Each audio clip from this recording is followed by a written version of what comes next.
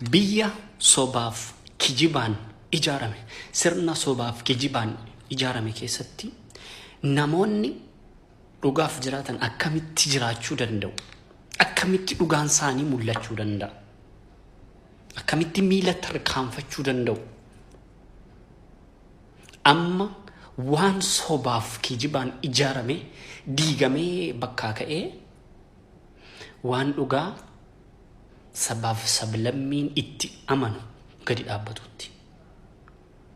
Ani wanti gaaffii natti ta'u gaafa ilmi Oromoo tokko ajjeefamu maaliif abbaan ajjeese wallaalama? Maaliif abbaan ajjeese wallaalama? Bakki inni itti ajjeefame ituu beekamu qaamota isaarraa mallattoon garaagaraa ituu afaan baasanii dubbatanii akkamitti abbaan ajjeefamu hin beekamu jedha qaamni seeraa as ba'e. Akkamitti nama ajjeese qoratee as baasuu dadhabe? Moo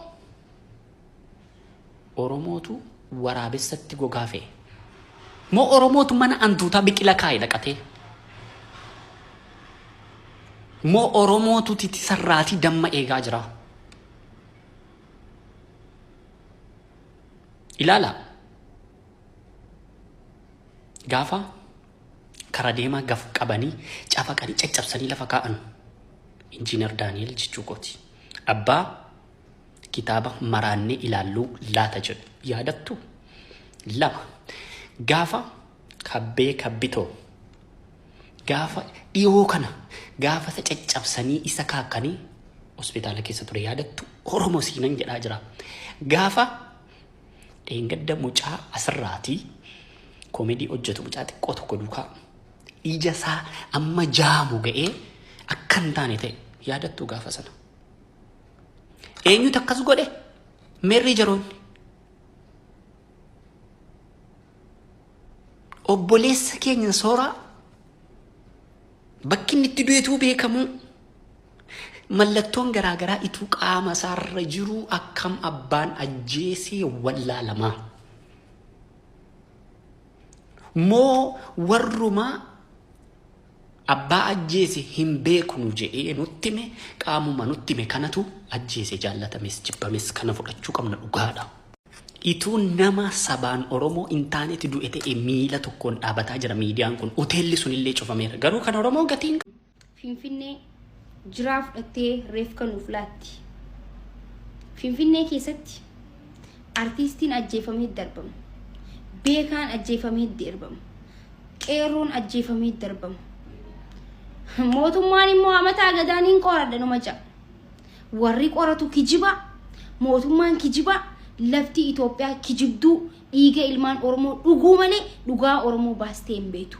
Dhugaan Oromoo harka Rabbiitii fi uummatarra jira malee mootummaa fi warra qoratu miti. Kana booda uummanni Finfinnee keessa jirtan of eeggannoo godhadhaa bakka jirtanitti. Waan kanarrattis hawaasni hojjechuu qabu. Warra qoratu dhiisaa kijibaadha. Mootummaanis kijibaa, hundi isaanii kijibaa. Nutiitu irra qorata. Nutiitu qoratee dhugaa mucaa kanaa baasa malee warri qoratu hundinuu dhiigaa caalutu ilaarraa qorataa jiran isaan. Sanumaafuu isaan dhugaa dhoysuu malee dhugaa baasuu hin beekan. Uummanni dhugaa dhugumaa Sooraa koo sichitti tasamaa waliin arginu. Akkami hojiin kee maalirra jirta jennee waliin gaafannu. Sichitti dhuftee naaf hin qoostuu, qiqqeeddee nan kofalchiistuu. Akkamitti akka hojjennu daandii natti nagarsiistu. Ni dagatte moo? Bartorbee lama dura waadaanaaf galteettaaf. Atumti jabaadhu malee siif jira naan jetteessa.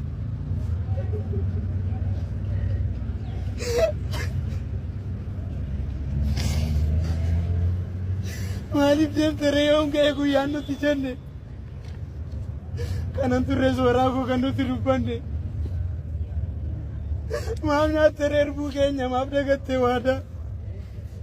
Akkasin turreen barakki keenya akki yaada. Sooraa koo kiyyaa fi kee egaa kanumaan raawwate. Deemsi karaa dheeraa hawwiin kee kana taate.